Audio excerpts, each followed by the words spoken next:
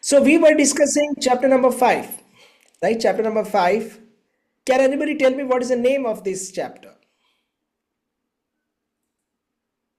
Name of this chapter, please. Karma Karma Yoga. Yoga. Karma Karma Yoga, Yoga. action in Action Krishna in consciousness. Action in Krishna consciousness. Perfect. Prabhuji. Karma Yoga, action in Krishna consciousness. So it all started with one question. Do you remember what that question was? Arjuna asked one question. What was that question? What was the dilemma or confusion that Arjuna got? What was that question?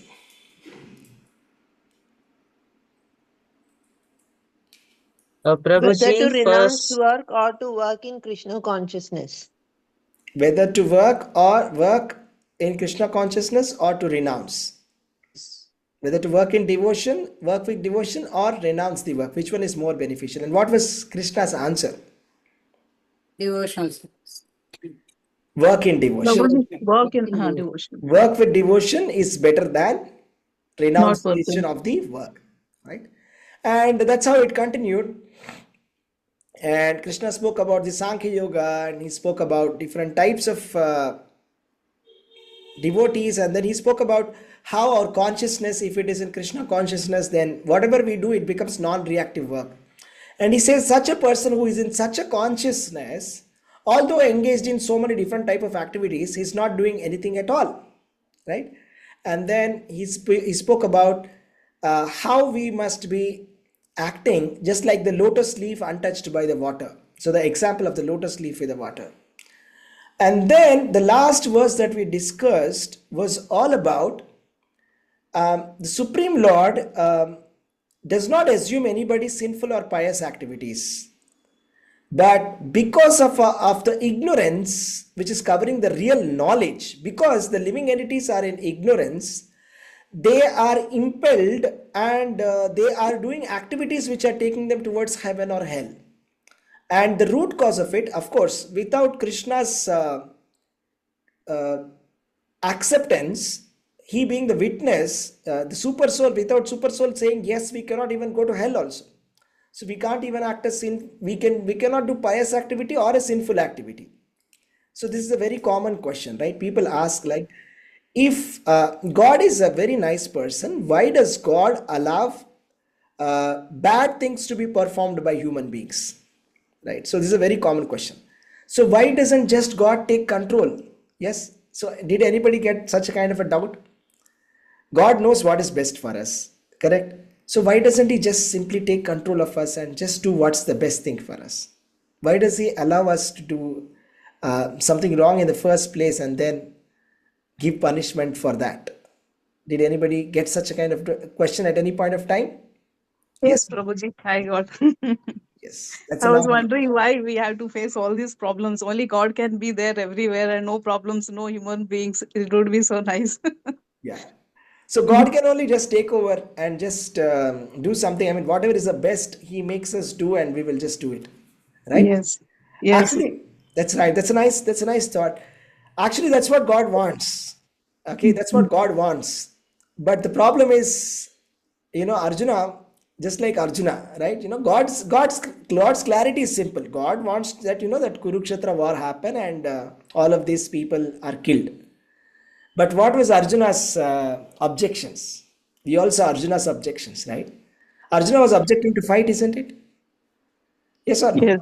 Yes, Prabhuji. So our situation is also similar to that of Arjuna, right? So we were not willing to accept that level of surrender, right? So just imagine, okay, there's some kind of what do you say, biochips that they're inventing now. Okay, so now there can be some chips which will be implanted in the brain, and they can control our brain also. So it's like sometimes we see some robotic arms being attached, and they're able to those people who have completely no hands also, they are able to move their hands with the robotic arms. And something, I'll tell you something very crazy. Technologically, what's happening now is they connect some wires here, and when I think, I can move objects, right? So with the help of that technology, Neuralink technology, so when I think, I can move things. So something like that. Imagine if we would we allow somebody else to take over? Simple question. Will we allow, are we willing to allow Krishna to take over? That's the question. Krishna is willing to take over, right? So Arjuna was not ready in the beginning. Towards the end, he said, Nashto moha smriti labdva tvat prasadat mayachyuta. Sitosmi gata sande karishye vachanam tava. I will do whatever you want to do, I will do it. Now I am just your instrument. Nimitta matram bhavasavya sachi. Krishna is saying, become my instrument. Saying, literally, he is saying, become my puppet. Just do. I have already finished this war. You just have to act. And then I will finish it off. Just have to act. Just have to allow me to act through you. That's it. So, but Arjuna was not allowing in the beginning. So similarly, that is also our problem, isn't it? Don't you agree? That, we don't allow because we don't have the trust. Why are we not allowing Krishna? Why are we not allowing God to act? God is ready. He is Rishikesha. He is controller of the senses. He is the controller of the senses of the pure devotees. All the pure devotees of Krishna, they are completely surrendered. And whatever Krishna wills, they will allow it to happen through them. But then, not everybody is at that surrender stage. Why? The reason is because of lack of knowledge. So that's what we are going to be talking about today, okay? So why is it that we are not surrendering to God? And what is the importance of this perfect knowledge is what we will discuss. So how to attain this perfect knowledge? And how can we attain it? From where can we get that knowledge? Is it from a textbook? Is it from some kind of a tutorial? Or how do we get that knowledge? What's the process of getting that knowledge? And what happens to a person after he gets that knowledge? And what happens to a person who is in that consciousness, who is in a surrendered consciousness? And we'll also see, how such a person thinks, how such a person who is in this full knowledge is thinking. What is his thought process? That we will see, right? And we will also see the symptoms of such a self-realized person. So it is possible for a self-realized person, who is completely cognizant of the true knowledge, who is completely surrendered to the Supreme Lord, right? For such a self-realized soul, how does he think? What are the symptoms of a self-realized person? That we will understand.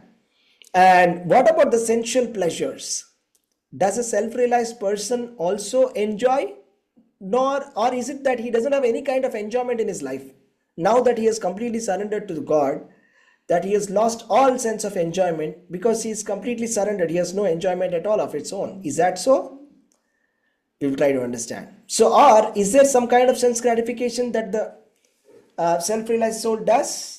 That we will try to find out. So all of that today in today's verses. So starting with a very, very quick recap of the last verse that we were discussing, that you see, because we are in ignorance right now, it's called avidya. Because of ignorance, because of not knowing certain things, we have not accepted the supremacy of the Lord. And because we have not accepted the supremacy of the Lord, and because of our ignorance, and we want to stay ignorant, okay, that is our desire. You see, the desire is that I want to stay in ignorance. You see, it's like this, right? So, for someone who wants to do something wrong,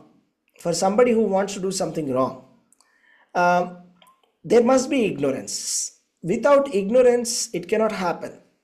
Right. So for a simple example, okay, somebody who is, we all know that, the smoking is injurious to health. And we know that every smoking box, they put a very big sign there that smoking is very injurious to health. And then they put a very graphic image of it. And they say, this is what is going to happen to you. Right. Even in that gutka packets, they put, if you're going to chew tobacco, you're going to get mouth cancer. They're giving knowledge. They're saying, no, you should not drink the cigarette. But then can somebody tell me why are the cigarette sales still going on? If it was the case that, the cigarette sales should have stopped, isn't it? With that big label there, with big warning there. So gutka sales are also going on very well. Very nice business. All the big celebrities, right? We can see big Khans saying big advertisements for ads of chewing tobacco, right? Yeah. Can somebody answer me? Why is it that people are still buying these Maybe products that are injurious? Yeah, maybe because of addiction. Yeah, that's Addiction one. to Addiction. Yeah, addiction. That is, somebody is so addicted to it that they cannot think of anything other than that. I mean, they can't think of a normal life because they're so addicted to it. They think that this is normal. For them, this is normal. And can we go a little deeper? Why did this become normal to such a person? They're not having any control over their senses. The mind is, they're not able to control the mind. Yeah, it's a little too deep, but let's talk in a simple words. Let's say in simple words, like why did that happen? I mean, it's actually very Prabhuji, they are serious. just following their hero. They're following Sometimes the they just hero. In hero. in What the sometimes it people is do, you have to do. Then you come to People, this habits. association of People bad follow. fellow also.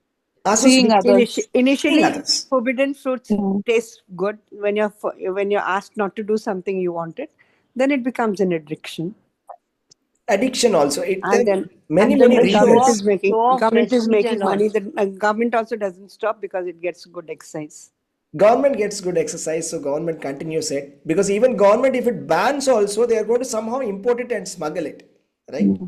So Prabhupada writes, Design, Sometimes Prabhu. it is status symbol, I think, Prabhuji. it's like, yeah, they think that it is correct. I mean, for them, smoking is correct, not smoking is wrong.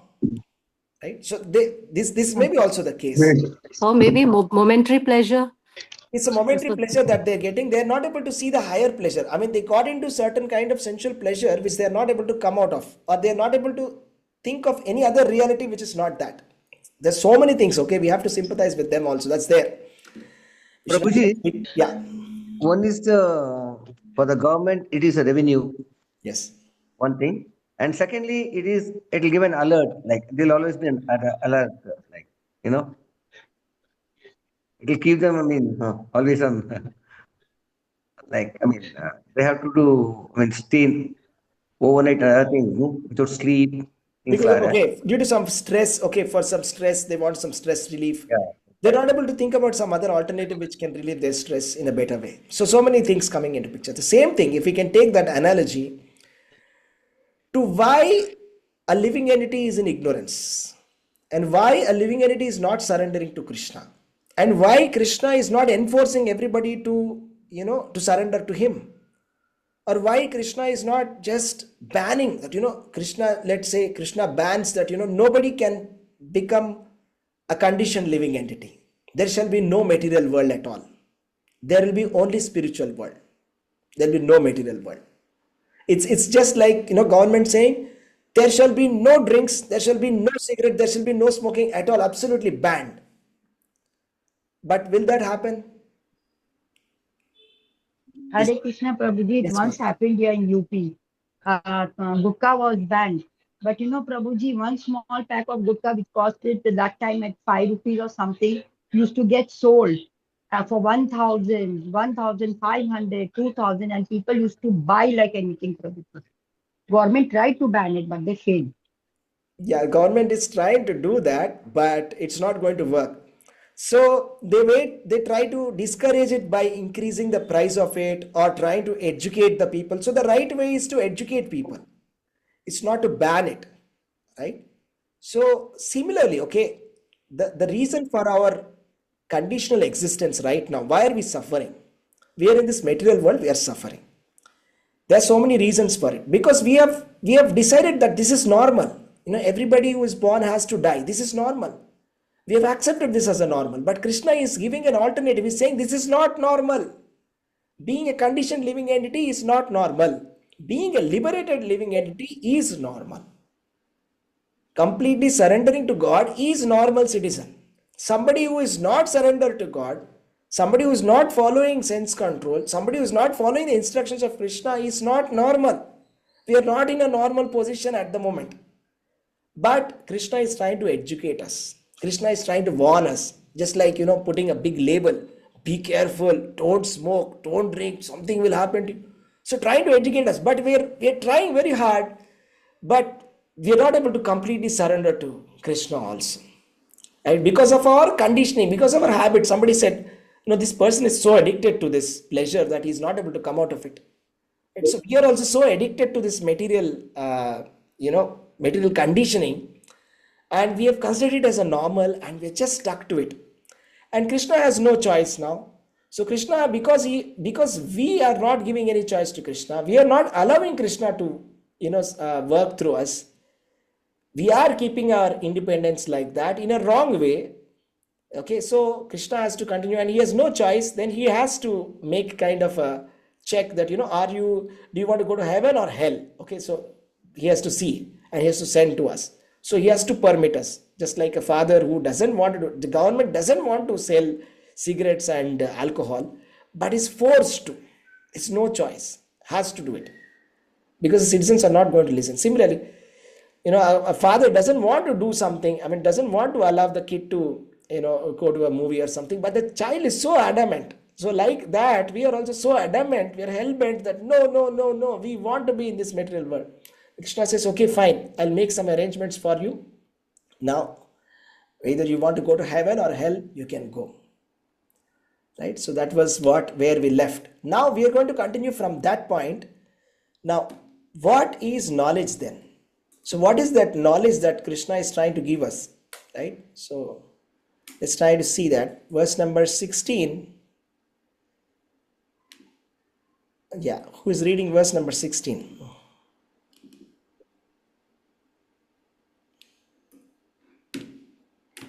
Yeah, verse number 16, please. Let me see who was assigned to this. Yes, Sindhu Mataji or Sonia Mataji are available. Subhas Prabhu, you want to read? Anybody wants to read? May I, Prabhuji? Yeah, please go ahead. Text 16. Hare Krishna, Prabhuji. Text 16. Jnanena tu tadajnanan yesham nashitamatmanah teshamaditya prakashayati tatparam. Shall I read the translation, Yes, Prabhuji? please. Translation. When, however, one is enlightened with the knowledge by which nescience is destroyed, then his knowledge reveals everything, as the sun lights up everything in the daytime. Hare Krishna, Prabhuji. Hare Krishna. Should I read the purport? No. No, Mataji, this purport is a little long. We'll skip this. Yeah, okay. Hare Krishna. Thank you very much. So this is a very beautiful analogy. Just think about it. This is a very beautiful analogy. A very good teacher is very good at analogies, and Krishna is the perfect teacher. Right? He's the perfect teacher for all of us. So what is this analogy all about? Sun lighting up in the daytime. Okay, just imagine it's dark, it's night, okay, at around 3 a.m. in the morning, completely dark, pitch dark. And slowly, as time progresses, you can see that, there's a little bit of light. And the darkness is slowly is removed. So as the sun rises, so there is complete light all around us. And then when the sun comes to as a midday, it's so crystal clear, it's so perfect. You can see everything around you. It's so clear. So this is a very perfect example of how knowledge arises, how knowledge comes. So knowledge comes like that, okay? It's like different stages, okay? Different people are at different stages. For some people, they are completely in darkness. For some people, they are in complete light. That is like completely knowledgeable devotees, they are in complete light. And some of the practicing devotees, they are in middle. It's like, it's starting to reveal something. Okay, they're starting to see something which they were not able to see before. You see what I'm saying? So why is this knowledge so important? So in Bhagavad Gita, Krishna has stressed this a lot. He stressed that, this Krishna consciousness, only when you attain that, you will get this perfect knowledge. And Bhagavad Gita, Krishna has stressed on the knowledge. Sarvam jnana plaveneva. Jnana agni sarva karmani. Nahi jnana sadrusham. Krishna is saying that, jnana is like a boat that can save a person from drowning in ignorance. Krishna is saying jnana is like a fire that can burn all the sinful reactions. Krishna is saying there is nothing equivalent to jnana. So how to get this knowledge? What is this perfect knowledge all about? This perfect knowledge can be attained when we surrender to Krishna. So to get perfect knowledge, the first step is we have to surrender to Krishna. After many lifetimes, we come to the stage where we understand the position of Krishna. So then Krishna, from within, he will reveal the knowledge. And then everything gets revealed. It's a process of revelation. It's not a process of realization. You see, revelation. There's a difference between revelation and realization. See, to some extent I can realize, but I cannot realize Krishna. I can realize myself, but I cannot realize Krishna. To understand Krishna, Krishna has to reveal himself. Just like it is dark now, it's night. I want to understand about the sun. I cannot do anything other than just wait for the sun to voluntarily come up. So until the sun comes up in the horizon, I cannot speculate about the sun. So to understand about God, to understand about Krishna, it is revelation process. So there is a very nice example for that.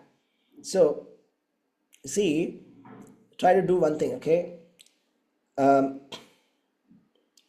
You put your fingers like this and try to touch your index finger with your thumb. Try doing this experiment, okay? Don't bend this, okay? Keep this straight and see if you can touch it. It's not possible. Is anybody able to touch it? By not bending this, don't bend this, try to touch this and this. Not possible, not possible, not possible. But when this index finger bends, it's possible. Try that.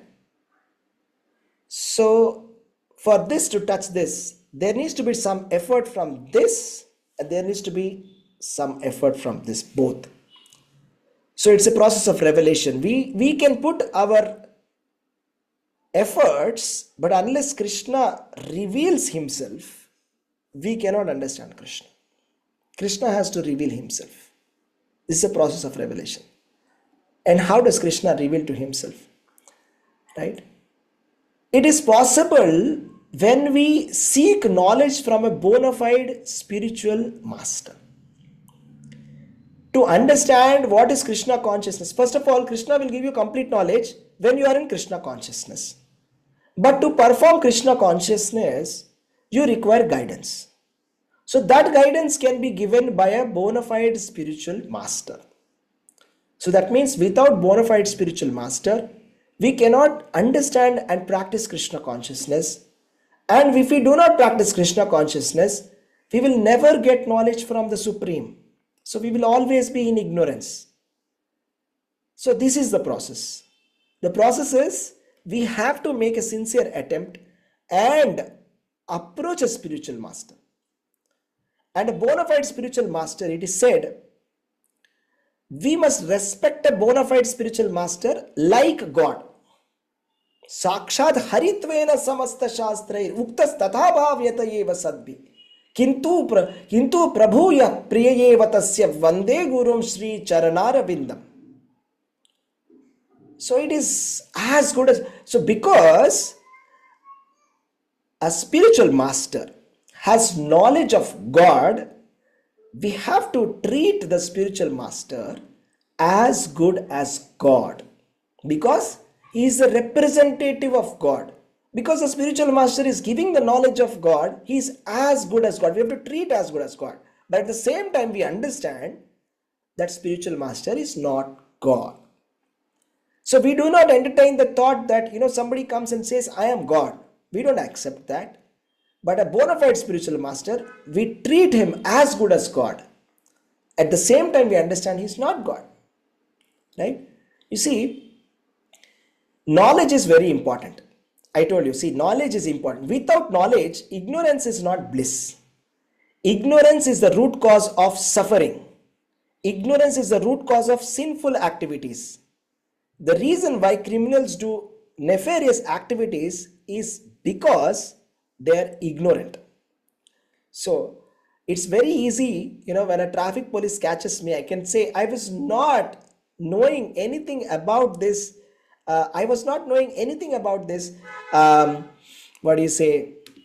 I was not knowing anything about this rule. But is that an excuse? Tell me, is that allowed? I say that, I Not did not allowed. know. I did not. I did not Not know. allowed. Not allowed.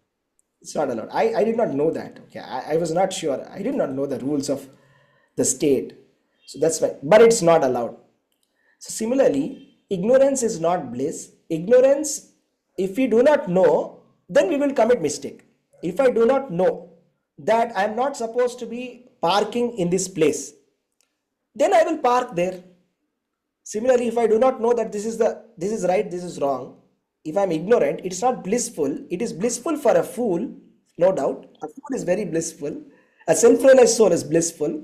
But people in between, for normal people like us, it's not. Yes, for normal people, it's not. So ignorance causes sinful reactions, and sinful reactions cause suffering. So you see, if everything is dark, everything appears like one, right? So for example, try to turn off everything, turn off all the lights, and try to walk. The fair chances you may trip and fall down. Why? Because you are not able to see. And when you see, everything appears to be one. You won't be able to distinguish between one person and the other. You will confuse one for the other for the one. So this kind of this monism theory, the theory of monism, that everything is one, living entity is one, God is one. This is almost like, turning off the light and trying to see that everything is one. But actually, if you switch on the light, you can see in clarity, oh, there is distinction. There is distinction between this room and that room. There is a distinction between this person and the other person. So the real knowledge is understanding the distinction between the soul and the super soul. Right? Because Krishna has said that to Arjuna, he has said that you are an individual person and I am individual person. There was no time when I was not there, nor there was a time when you were not there. Krishna said that to Arjuna. There was no time when you were not there. There was no time when I was not there. We were both always present, Krishna says that. Nityo nityanam chetanas chetananam eko bahunam vidadati kama. That means Krishna is Nitya. We are also Nitya. Eternal. Both are eternal. But he is eko bahunam vidadati kaman. He maintains the plural. He maintains all the living entities. We do not maintain each other. Krishna maintains us. This is the distinction we have to understand. This knowledge we can get only when we approach a bona fide spiritual master. Otherwise, what happens is we will come to a conclusion that I am God. You see, the impersonalists, they are saying I am God. Actually, that is not knowledge. That is called as the last snare of Maya. That is the worst thing. To think that I am God is like the worst stage of ignorance. I've come to such a stage of ignorance, just like, some demonic people, they say, Hiranyakashipu, etc. They say, I am God. Now I have become God. Ravana is saying, I am God now. So in presence of Lord Rama, Ravana is saying, no, I am God. I am Brahman. I am only the Supreme Brahman. So this is ignorance. This is not knowledge. Right? So because the theory that living entity is God. Okay, let us say that living entity is God. We know that living entity gets bewildered by Maya. We know that Maya is stronger than living entity. So does it mean that Maya is stronger than God? Think about it. Can Maya be stronger than God? If Maya is stronger than God, then whom should we be worshipping? Logically, think about it. Tell me. If Yeah, ideally, Maya, I think Krishna is using her as a filter, right? To only yeah. the right person to reach Krishna. Okay, So Krishna is simple, definitely the simple supreme question. No, no, God. no. If Is Maya is, definitely no, no, simple question, Mataji. If Maya is superior to Krishna or more powerful than God, then who is the most powerful person? Maya or God? see, Maya ideally, only. Maya. outside That it's Maya. means we should not worship God, we should only worship Maya. Yeah. So, does it make any sense? We are No. saying Maya is not good. We should be staying away from Maya. We should take shelter of God. On the other hand, we are saying God is getting bewildered by Maya. That theory is illogical theory. To say that Krishna got bewildered, Rama got bewildered, the supreme absolute truth got bewildered by Maya doesn't make any sense. The living entity can get bewildered, but how can the Supreme Lord who is the owner of the Maya, source of Maya. Krishna is saying Bhagavad Gita, is saying Daivi Hiesham Gunamai Mama Maya Duratyaya. Mameva hi prapadyante Maya me tam tarantite. He's saying by surrendering unto me, my Maya, Mama Maya. He's saying my Maya. Krishna says Mama Maya Duratyaya. His Maya. His Maya is very strong, no doubt, because it is his. But it is not stronger than him. This is the point that we have to understand. Is it clear? Anybody has any questions or any clarifications in this? Very deep subject, because there are some, what do you say, philosophical textbooks which try to establish that Maya is the source of God. Maya can control the supreme absolute truth. But that's illogical. That's illogical. Anybody has any questions with respect to that?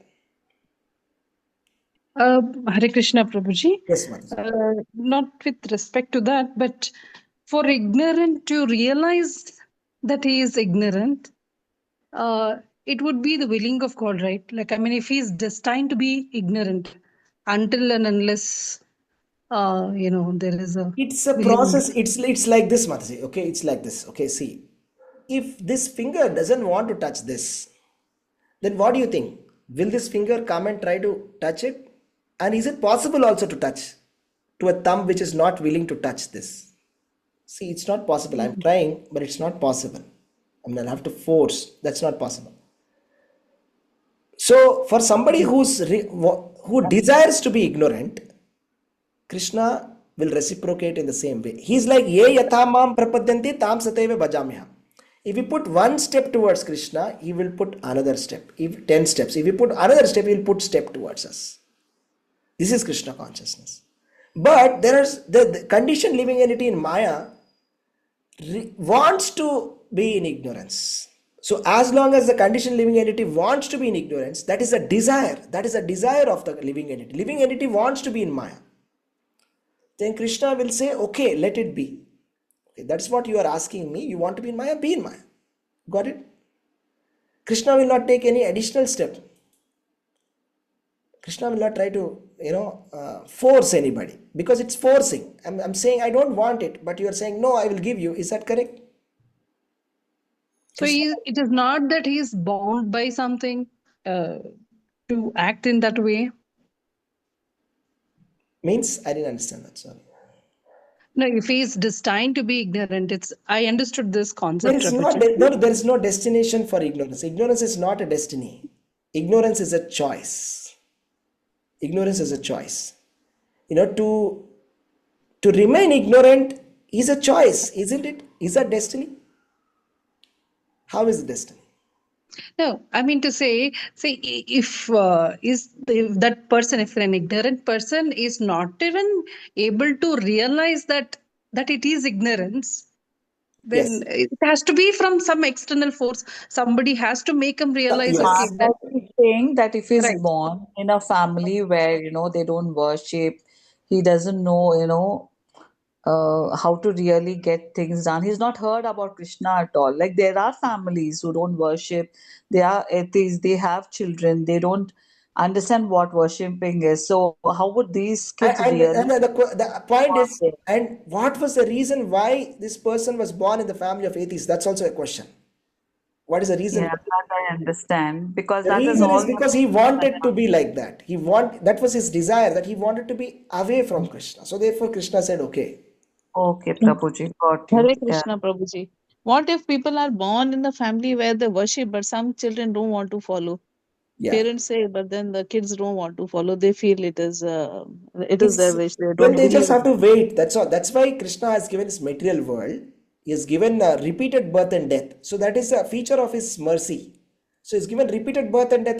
That repeated birth and death means unlimited chances. So just like, there's some people who do not want to pass 10th class. So what if there was unlimited chances? Okay, you can make unlimited attempts. One attempt after another attempt after another attempt. Unlimitedly you can attempt it. So what if they fall down even more than the human being form? Then they fall down. Then there's no chance for them to grow up. There Then is the a family natural, members no, can no, do there is a something for them. cycle, the evolution cycle has been designed in such a way that they naturally come up gradually. Let's say they fall down to the lowest species, let us say, to the species of a worm. Sir, Hare And Krishna Prabhuji. let me complete this. When this person comes to the body of a worm, now there is no question of karma. Now the worm doesn't have anything like karma or anything like that. Understand, right? Yes. The worm has to just simply be born. It has to do its things, whatever it has to live, and has to become a slightly better species. Maybe a little bigger insect, and little bigger insect, little bigger insect. So naturally, evolution. There is no point of karma from there. Only when you're a human being, there's a choice. Yes. So again, human life chance will be given. Again, choice will be given. Chance will be given. So when the chance is given, we have to discriminate. We have to think what is right, what is wrong. That is very important. Yes, Prabhu. Somebody wanted to say something. Yes, Prabhuji. My question is, Prabhuji, we are all parcel and parcel of the Krishna's children.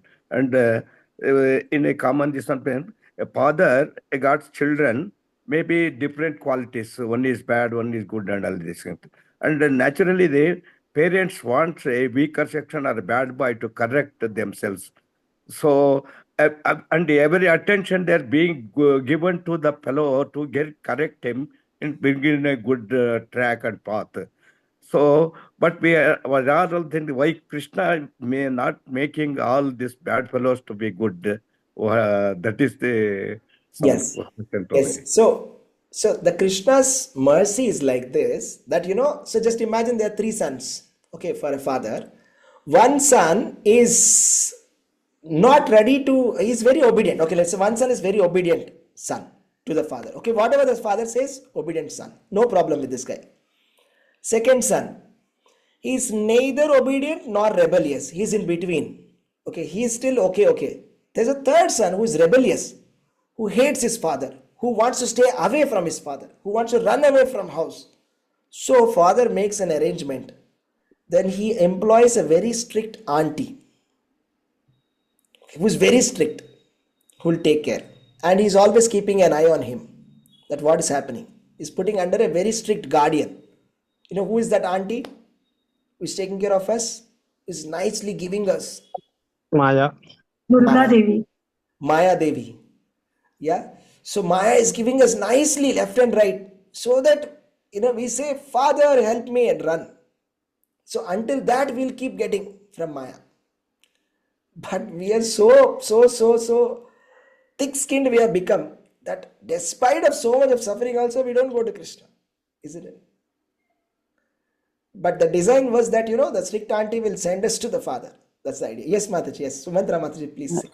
Hare Krishna Prabhu, I had a doubt, please. Please. Prabhu, now we say it is ignorance, and at the same time we say coming into Krishna conscious or anything is only out of Sukriti. Now they are not coming into it or trying to be. We say it's ignorance. It's not karma. When people are born in remote areas, remote places where there is no Krishna consciousness, they're living like animals. Over there, what is it, Prabhu? Is it there is Sukriti hai, ignorance hai, kya hai? What is it? I'll tell you something. Karma? Is it karma there, or is it out of choice? It is karma there, no, Prabhu? Yeah, it's karma only. So where is the choice there? There is no choice there. There's no choice. There's no choice but to suffer at that point of time. Until our suffering completes, there's no choice. After the suffering completes, then we can come to Krishna. We can come to Krishna when we become purified. Only when you have the Sukriti to come. So that time it is. I can't even say it is a choice or it is intelligence. It is just Sukriti, because Prabhu say. So many times you go, you hear about Adivasis, you hear about people like. So कहाँ से choice आएगा, Prabhu? I'm sorry, it was no problem. When you actually Krishna is addressing that in chapter number 16. No, when he speaks about the demoniac people, right? When he speaks about the demoniac people who are very, very miscreant, very unethical, very immoral, very violent towards others, he says, Tanaham dvishata kruran samsareshu naradhaman. He says, I put them into such a kind of birth. Right? Those who are envious and mischievous, who are lowest among men, I perpetually cast into the ocean of material existence, into various demoniac species of life. It was because they acted very demoniac way. And he says, attaining repeated birth among species of demoniac life, O son of Kunti, such persons can never approach me. Gradually, they sink down to the most abominable type of existence. So that's very, very dangerous path to go, right? So, Prabhuji, just a small example of mine. I can only quote from my experience of what this journey is. So there was a time when I didn't have any time and space to devote to devotion for me, because the most important thing was that attraction that was created by Maya, my career, this, that, and all that that surrounds the concept of Maya. And then there was a time that slowly I moved away from this thing by a process of knowledge of reading a book, where I acquired certain understanding that Bhagavad Gita means something to me. That and then in the previous time, I was more giving time to to devotion only to take care of my material needs or desires or whatever, that it should go on very smoothly. Then there is a time that it came that when after reading a certain book, like in my case, reading autobiography of a yogi, and then slowly there was a mention about Bhagavad Gita.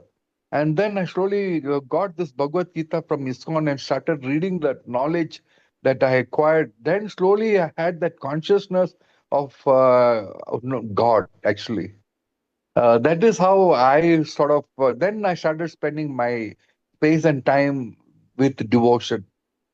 So there was this, from ignorance to knowledge, that has actually moved me away from that clutches of Maya, actually. right. Thank you for sharing, Prabhu. So that's, we started with that verse where Krishna is saying knowledge comes like the sun rising. So there is Yes, a entire exactly. darkness, slowly the sun is rising. Yes, exactly. Yeah. Thank you for Hare sharing. Krishna, Prabhu. Thank you. Hare Krishna. So that's the thing, devotees. The thing is, we discussed chapter number 4. In that, Krishna explained about different kinds of fire sacrifice. You remember, right? Different kinds of fire sacrifice. And Krishna said that these sacrifices will purify us step by step. Yoga yajna, tapo yajna, different types of yajna, which we are doing. Sometimes, we are going to some pilgrimage place. We are reading some spiritual textbook. Sometimes we are giving some charity to some people. So all of this slowly, it's like, taking us towards that light, taking us towards that Krishna consciousness, where we'll get the full light from Krishna. Right? Make sense? Yes. So let us continue. Definitely. Hare Krishna. Hare Krishna. Let's continue with the verse number 18. Who is reading verse number 18? Prabhuji, 17 we have to. Prabhuji. Subhaji, 17. Yeah, 17 we haven't done? yes, yes. Okay, 17. Yes, please read this. Hare A Krishna. little bit scroll down, Prabhuji. I can see Sanskrit version. Sanskrit. Sure. Yeah. Tad buddhayas atmanas tannishtas tat parayanaha gachyante punaravrittim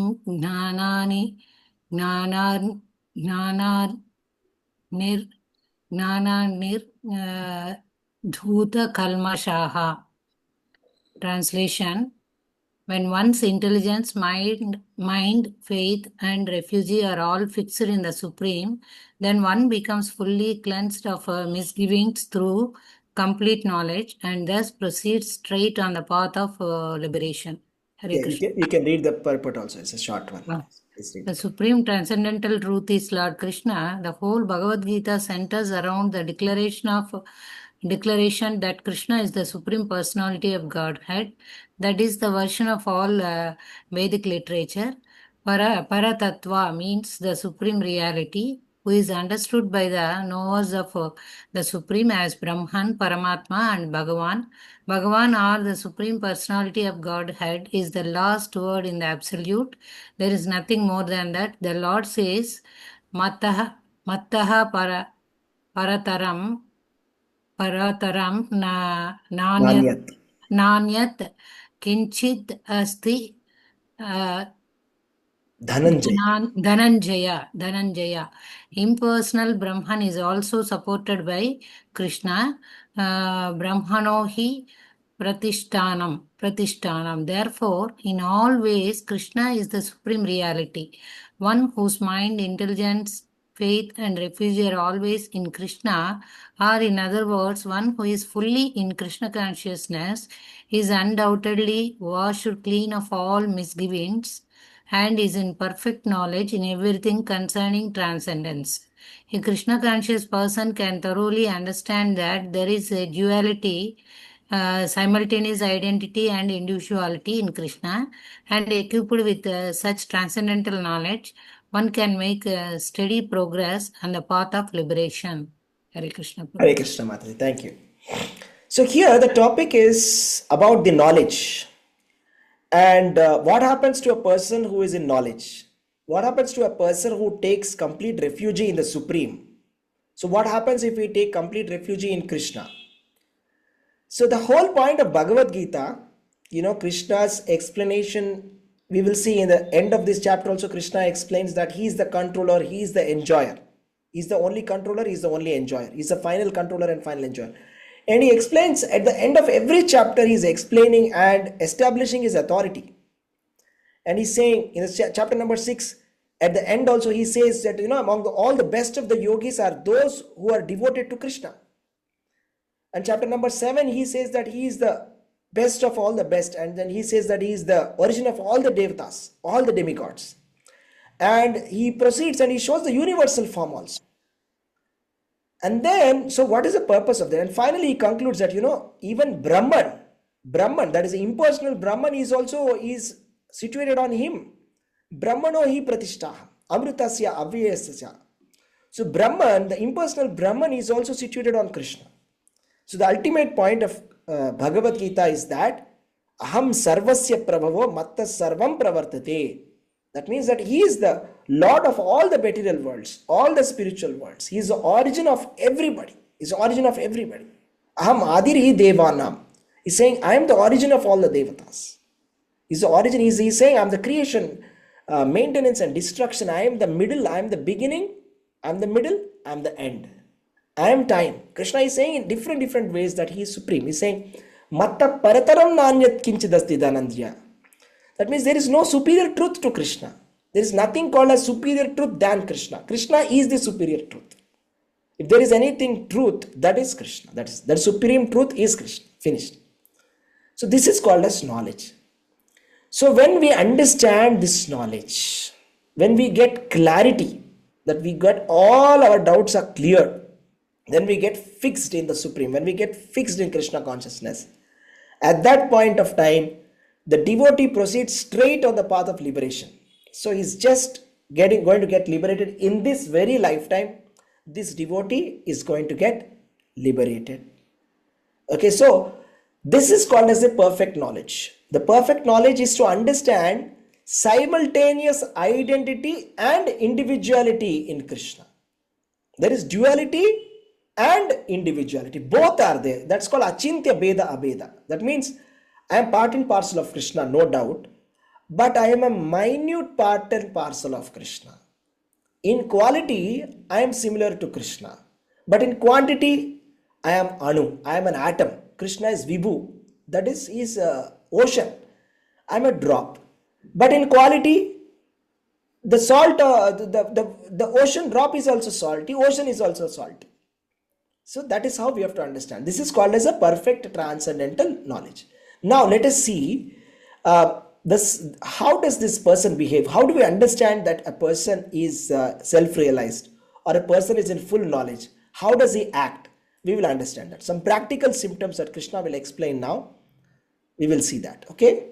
So verse number 18. Who was supposed to be reading verse number 18? Krishna Prabhuji. Yeah, please go ahead and read. Two people have given. Both of them please read one after the other. Yes. Am I sharing the right screen? 18. Yeah, go ahead, please. Vinay Sampanne Brahmane Kavi translation. The humble sages, by virtue of true knowledge, see with equal vision a learned and gentle Brahmana, a cow, an elephant, a dog, and a dog eater outcast. Hare Krishna Hare Prabhuji. Krishna. Indra Ardas Mataji, please go ahead and read. Yeah. Hare Krishna. विद्या विनय संपन्ने ब्राह्मणे गविहस्तिनि शुनि चैव क्षोपाके च Pandita समदर्शिनः. Srila Prabhupada ki jai. The humble sages, by virtue of true knowledge, see with equal vision a learned and a gentle Brahmana, a cow, an elephant, a dog, and a dog eater, outcast. Hare Krishna. Hare Krishna. Yes, Mataji. And then let's see, the purport is a little big. Okay, we'll skip the purport. So here is the thing, a self-realized soul, a fully Krishna conscious person is able to see similarity in everybody. What kind of similarity? The similarity in relationship with the Supreme. Similarity in relationship with the Supreme. In fact, here there is a explanation is given. A humble sage sees with equal vision a learned and a gentle Brahmana, that is Vidya Vinaya Sampanne Brahmane. Very learned, gentle Brahmana. That means he is like very learned in Vedas, a Vedic scholar.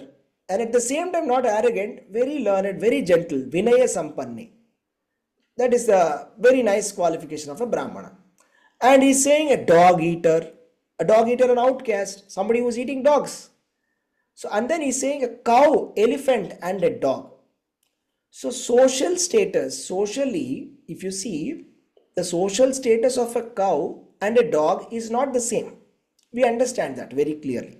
So, for example, Gaumutra, or we say that, in the cow dung, there is Lakshmi. Correct? Cow dung, there is Lakshmi. And cow urine is considered to be Ganga. Correct? It is considered to be very pure. But we don't consider dog urine or dog stool to be very pure, obviously. We don't use it in any religious rituals, isn't it? So there's a very clear distinction. We can understand that. Socially or physically, there is a difference. Absolutely there is a difference. Yeah, there is a great Vedic scholar who is very, very humble, very, very nicely trained in the Vedas, and there's a person who is eating dogs. We would like to give charity to a Vedic scholar, but we don't give we don't call somebody who is like, who's eating dogs, or we don't call somebody from the bar, come and say, please accept my charity. I have just finished my Ekadashi Vrata. We don't go and feed that person, obviously. This is a social distinction. But there is, if you look at it from a spiritual angle, there's no difference. A Krishna conscious person doesn't make distinction between species and castes. This is only a social, or a physical kind of a distinction. A cow is different from a dog, no problem, no doubt. But in a cow and a dog, there is Atma and there is Paramatma. Krishna is present in the dog also. Krishna is present in the cow also. Just because Krishna is present in the cow, he doesn't become more purified. Just because Krishna is present in the dog, he doesn't become less purified or impure.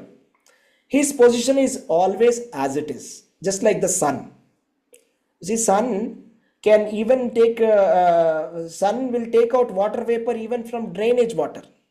It will also take out water from Ganga water. But just because sun has taken water vapor from the drainage water doesn't make the sun impure. Similarly, Paramatma, Krishna is so powerful that his association, he is present in every living entity, and his presence is like that. So as a person who is a transcendentalist, he can see this kind of a vision. Then such a person can actually see that Krishna is present in this. So you see, in Srimad Bhagavatam it is said, a transcendentalist person even pays obeisances to a donkey also. So there is a donkey, so nobody pays obeisances to a donkey. But a devotee pays even obeisances to donkey, ready to pay obeisances to donkey also. Because the donkey has Paramatma inside it. Every body is like a temple, because within the body there is Krishna. Of course, that doesn't mean that now I will bring that donkey inside my house. That's a different thing. That's a social relationship. So how you act socially is different from what You understand. So from a spiritual point of view, we have to understand. Krishna conscious person doesn't make any difference. So the devotees we see, they don't make any distinction. When they go to distribute Krishna conscious literature, they don't see that this person is a Hindu, this person is not a Hindu, or this person is an outcast, this person is this caste. They don't make that kind of differentiation. So they just go and distribute the knowledge equally to everybody. They don't make such kind of distinction. Right? So this is what we have to understand. So we are talking about a fully Krishna conscious person who has full knowledge that Paramatma is present in each and every body. So we may have such kind of knowledge, may not have such kind of knowledge, depending upon our realization. But for a person who has got full realization, for him there is equal vision. Okay. So should we imitate? We may not. Okay, depends. So it depends. We just have to realize that Krishna is present in every living entity and stop there. We should not take it to the next level. For example, tiger, Krishna is present in tiger also, but I can't bring a tiger home now. Right? The tiger will kill me. Right? So we should have that kind of sense. Right? That sense we should have, and we should also realize we are not at that stage where we are able to fully realize that Krishna is present in my enemy's heart also. So then we should also see, we should be able to see Krishna in my enemy's heart. Somebody whom I dislike also, we should be able to see Krishna in their heart. Is that possible now? If that's possible, that's great. If it's not possible, then let's not try to be artificial. We'll just continue our Krishna consciousness. Because the whole idea of all this devotional service, Kapila Bhagavan explains in Kapila Gita that, see, as long as somebody is doing devotional service but doesn't understand that I am present in heart of every living entity, all the temple worship is useless. So we have to come to that conclusion somehow or the other. So that the purpose of all the temple worship is this.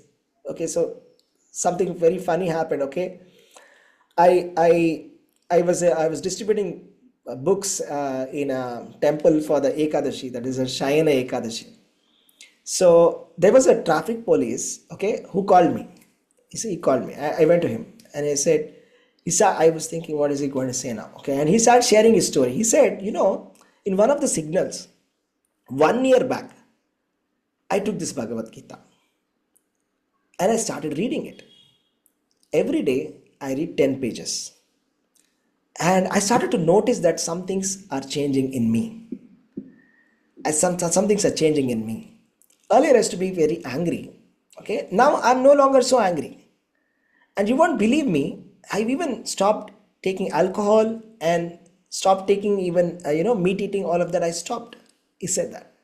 And all of my community is very worried about me, that what's happening with me. Not only that, I'm going to the temple also with the family, like that he was sharing something. And while all this was happening, this conversation was happening, there was a person who came out, okay? And I was just listening to the realizations of this police. It was very nice, interesting realizations he was sharing. And somebody came out and it was a little funny scene. There were some beggars standing outside and they were irritating this person. So he came out from the darshan, he took out the darshan and they were almost like irritating him. They were trying to touch him, give me money, give me money, give me money, like that, okay? So then he was like shouting at them, get out from here, get out from here. What is this nonsense? Go away, go away. He was shouting like that, okay? So then that police made a comment which made me actually burst, okay? So he said, this fellow went to the temple, he took the darshan of the Lord and is coming out and fighting with this beggar. What is the use of this darshan? Right? So he's not able to even hold it for a minute. That that is so. I understand. I mean, even if I was there in that position, maybe I would have got irritated. I understand that. But the point is that, right? It was a very deep statement. It was nice. It makes sense. The purpose of our temple worship, we are going to the Lord. We are taking darshan to understand and realize that Krishna is present in everybody's heart, and to somehow be compassionate and sympathetic towards people and try to be as tolerant as possible, at least not scold somebody and immediately coming out of the darshan and scolding somebody, right? So that was a little funny. So that was about this verse. Let's go to the next one. That was about the equanimity. Hare Krishna, Prabhuji. Hare Krishna, Mataji. Yeah, please go ahead. Text 19. Iheva tarajita sargo yesham samre sthiti manaha nirdosham samam brahma tasmad brahmani te sthitaha. Translation by A.C. Bhaktivedanta Swami Prabhupada, Prabhupada ki Jai. Those whose minds are established in sameness and equanimity have already conquered the conditions of birth and death. They are flawless like Brahman, and thus they are already situated in Brahman. Hare Krishna Prabhuji, thank you. Hare Krishna, you can read the purport also, Mother. Perfect. Equanimity of mind, as mentioned above, is the signal of self-realization. Those who have actually attained to such a stage where should be considered to have conquered material conditions, specifically birth and death. As long as one identifies with this body, he is considered a conditioned soul. But as soon as he is elevated to the stage of equanimity through realization of self, he is liberated from conditional life. In other words, he is no longer subject to take birth in the material world, but can enter into the spiritual sky after his death. The Lord is flawless because he is without attraction or hatred. Similarly, when a living entity is without attraction or hatred, he also becomes flawless and eligible to enter into the spiritual sky. Such persons are to be considered already liberated, and their symptoms are described below. Hare Krishna Prabhuji, thank you. Hare Krishna, Mataji. Yes. So there's a very important feature of the Lord here that we have to understand first, that Krishna is completely impartial. Okay, we spoke about Krishna's very serious aspect today, that Krishna is very seriously is punishing those people who want to forget him. And he said, I also quoted a verse where he said that I'm going to put them into envious, mischievous people. I'll put them into the lowest of the species and they'll not be able to come to me. So we may feel like Krishna is so strict. Is our God so strict? So he's very strict God. So strict God. He's very merciful at the same time, okay? Actually, he neither has attraction nor has hatred. He's like a perfect judge. So if a judge is giving a very impartial judgment, okay, for example, if let's say a judge is giving a judgment for a criminal, that this criminal must be hanged. And for another person, he's saying, okay, this farmer must be compensated. He must be given back the money, and we should also give him some extra money. So what do you think? So is he partial in this case, one case, and he's hating that person so much that does the judge hate the criminal that he's giving that punishment? Or does the judge like this farmer so much that he's giving so much of compensation? Is it that? So do we come to a conclusion that a judge is a bad judge because he has hanged so many people? No, Prabhuji. No, Prabhuji. Judge is always impartial. Judge is always impartial. It's always neutral. He's completely neutral. Upadrishta Anumantacha. Krishna is saying he's Upadrishta, Anumanta. He is a witness and he's 100% neutral. So it appears that Krishna is very favorable towards the Pandavas and very unfavorable towards the Kauravas. There are so many people who debate like that. They say, oh, why did Krishna do that? Krishna was against the Kauravas. Krishna wanted them to lose. I mean, if Krishna wanted, he could have stopped the war, or maybe he would not have favored Arjuna. He favored Arjuna so much. He did so many strategies. He took away so many things from Duryodhana. He did not let Duryodhana become completely invincible. So every time he's putting some or the other trick and favoring the Pandavas, and he's against the Kauravas. It appears like that apparently. But if you actually understand Krishna Tattva, Krishna is like that impartial judge. Samoham sarvabhutanam named veshosti na priyaha. Samoham is very equal, is perfectly equal, is just perfect in that role. That's it. He's so perfect that if somebody hates him, so he will simply reciprocate. Right? Shishupala hated him, right? Jarasandha hated him, right? So he reciprocates. Whereas the Pandavas loved him, the Gopis loved him, so he reciprocates. It's just a reciprocation. Ye yatam mam prapadyante tam sathaiva bhajamyah. So the way we reciprocate with Lord will reciprocate with us. That's it.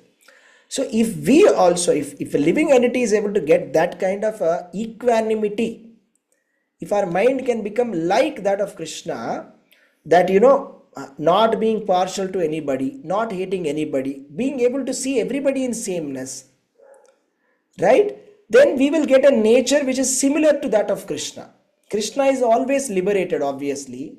We also become liberated. We currently being in conditioned souls, we become liberated.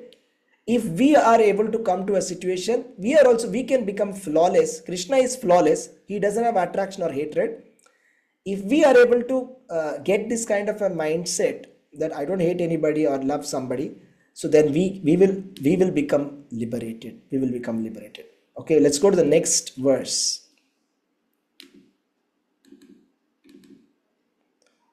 Next verse, 20. Who was supposed to be reading 20? Praveen Prabhu, Hare Krishna. Praveen Prabhu here. Chaitanya Mataji. Sita Devi Mataji. Hare Krishna, Prabhuji. Yeah, please Yeah. read. Shall I read? I'm supposed to read 22. Shall I read Yeah, this? you can read this also, yes, because we don't have. Okay, Prabhuji. Thank you. Text 20. Na praharshet priyam prapya nod nodvi Dvijay.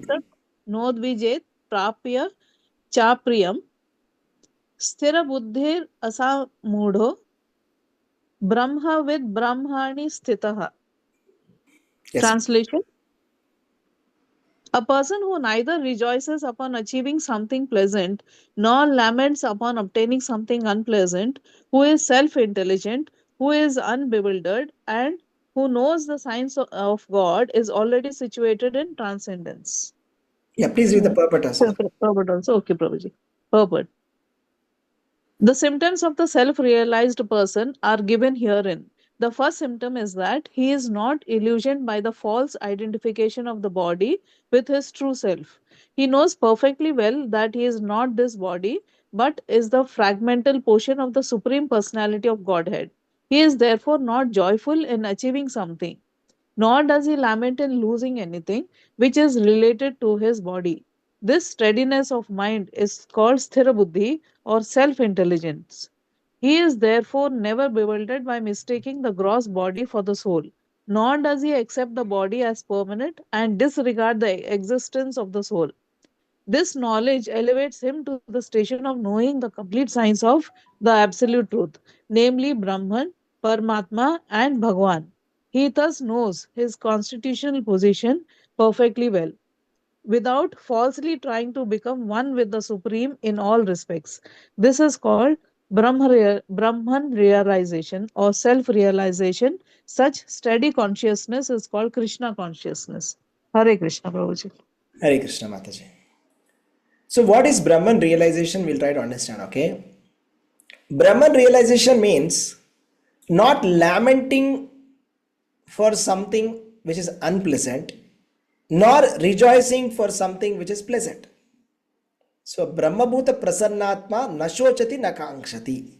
A person who is in fully Brahman, 100% Brahman realization, neither laments for what has happened in the past, nor worries about something that's going to happen in the future.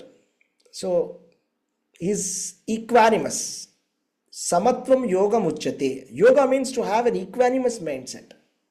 So samau siddhaucha siddha sama siddhaucha siddhaucha. That means tata labha apala labhayo. Means when you are in distress or happiness, you should have the same mindset. When you get success or failure, when you get profit or loss, also you should be in the same mindset. That mindset is called Krishna consciousness.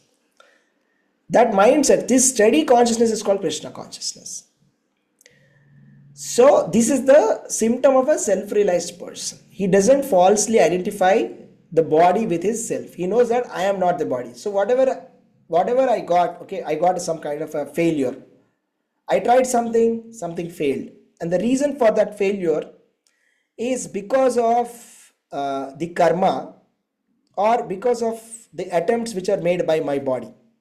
So neither the karma nor the body is actually mine. I am spirit soul. I've got nothing to do with this success or failure. So success or failure doesn't matter. Okay. So that is how Sthira Buddhi, self-intelligent person, self-intelligence as a Sthira Buddhi doesn't actually waver. Okay. Let's go to the next one, verse 5.21. Chaitanya Mataji is here. Okay, who wants to read this? I can also read because I have no Prabhuji. Sorry, I can't hear you. Come again. Sorry.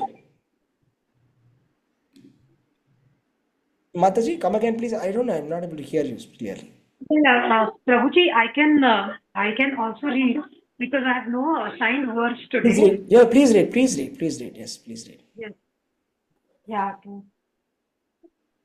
Bahyasparsheva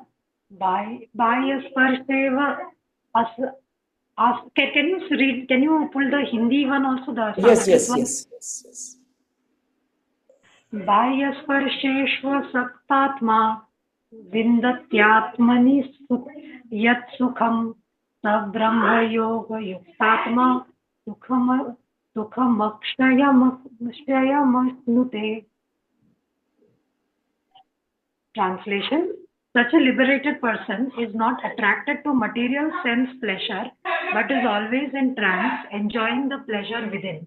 In this way, the self-realized person enjoys unlimited happiness, for he concentrates on the Supreme. Hare Krishna, Prabhuji. Hare Krishna. You can go ahead and read this also. You can skip the verse and just go ahead with the translation. Just continue from this.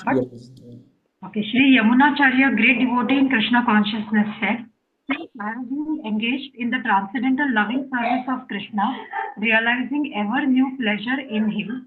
Whenever I think of sex pleasure, I spit at the thought and my lips curl with distaste.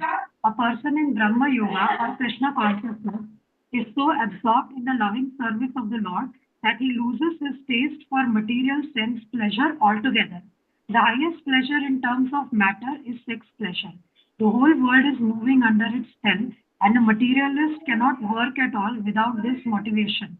But a person engaged in Krishna consciousness can work with greater vigor without sex pleasure, which he avoids.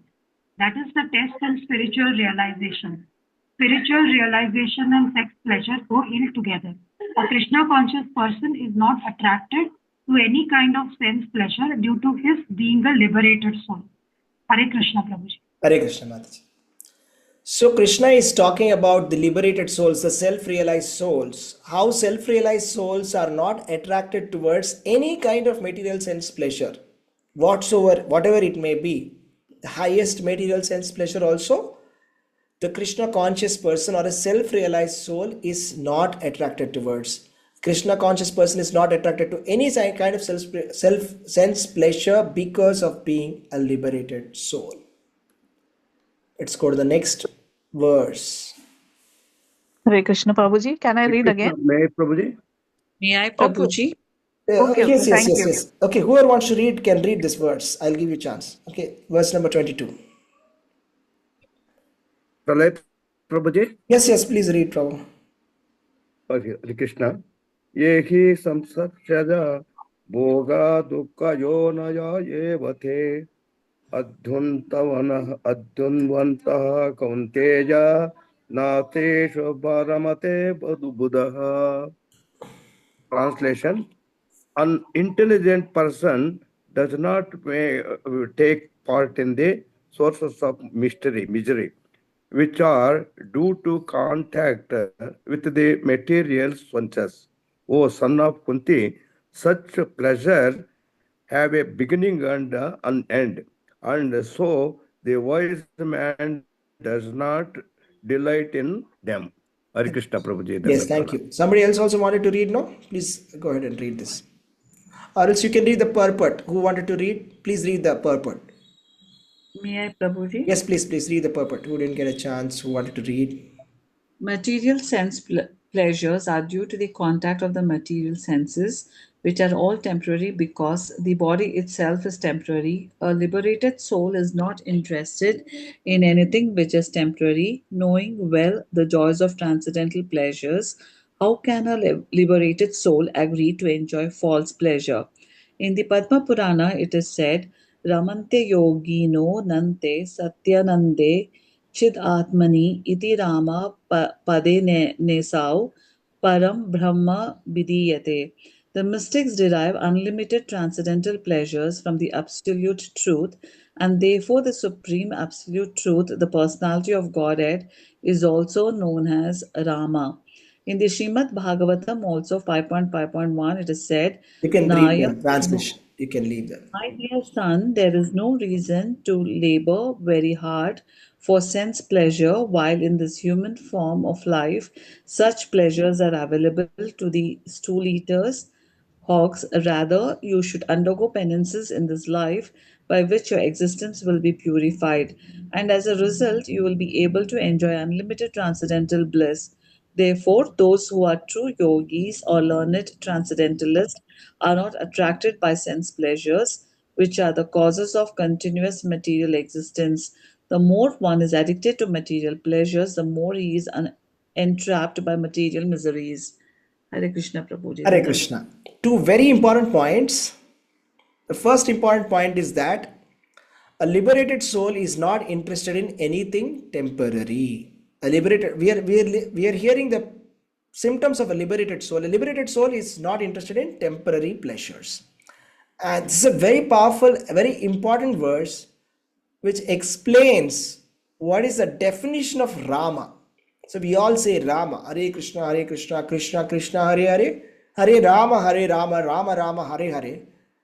Rama, definition of Rama. Ramante yogino anante satyanande chidatmani iti Rama padaneshav parabrahma abhidiyate. Rama means parabrahma, absolute truth. Rama gives unlimited pleasure, unlimited transcendental pleasure. So, from whom we derive unlimited transcendental pleasure, that is Rama. That is the absolute truth. Right? So, the liberated souls are attracted to Rama. They're not attracted to Maya. Okay, that's the difference. And another important point to take away from this is that while we have the human form of life, we have to ask, okay, what is the reason why I'm working so hard? See, a lot of people say, I'm not able to get time for Krishna consciousness. Okay, then we have to ask the next question, why am I not able to get time for Krishna consciousness? Then they will say, okay, I'm working very hard. Then the next question is, why are you working very hard? If you write down yourself in a diary, why am I working very hard? The answer will be because I want to get something, get some asset or do something. Why is it that I want to get that? So that I can enjoy.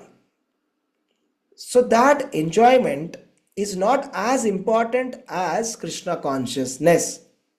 That is something that we have to understand. Not at the cost of Krishna consciousness.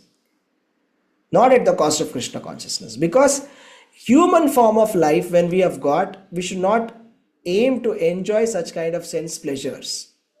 Right? At least human beings should not do that. The verse is saying, stool eating hogs can get that kind of pleasure. Okay, human beings are not expected to stoop to such standards. Human beings should try to get transcendental happiness from Rama. That unlimited transcendental pleasure we should try to get. It's a practice. We have to do that. So it's like bitter. When chanting the Hare Krishna mantra, it's bitter. It's bitter because we don't have taste. Because it's like jaundice patient. Jaundice patient is having problem with the tongue. It's very bitter. Sweet candy is bitter. But if my jaundice is cured, sweet candy is sweet. So I have to cure my jaundice. If I have to cure my jaundice, I have to eat sweet candy. If I have to get this unlimited transcendental pleasure from Rama, I have to chant the names of Rama. I have to serve Rama. But I should not be working very hard. At least I should stop this working very hard part. We should stop. And we should undergo penances. And we should focus more on devotional life. And try to balance. Okay, it's all about balance. It's very important to balance. Okay, we cannot give up our Krishna consciousness at the cost of Krishna consciousness. We should never ever try to chase temporary pleasures. At the end, we will realize it was not worth it. Okay. At the end, somebody who has spent enough time in Krishna consciousness will realize it was really worth it. So let us take this advice from the acharyas, from the spiritual master, from Krishna himself, okay, and spend more time in Krishna consciousness. Okay, we'll stop here. Hare Krishna, Krishna Krishna, Hare Hare, Hare Rama, Rama Rama, Hare Hare. Any questions or any comments, devotees?